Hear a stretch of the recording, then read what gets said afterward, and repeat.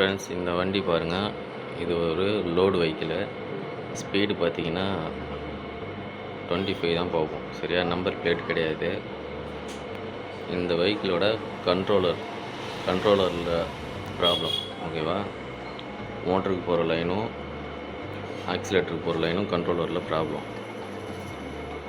என்னென்னு பார்த்தீங்கன்னா, இதுக்கு நாம் ஒரு கண்ட்ரோலர் வாங்கணும். சேம் கண்ட்ரோலர் கிடைக்கல.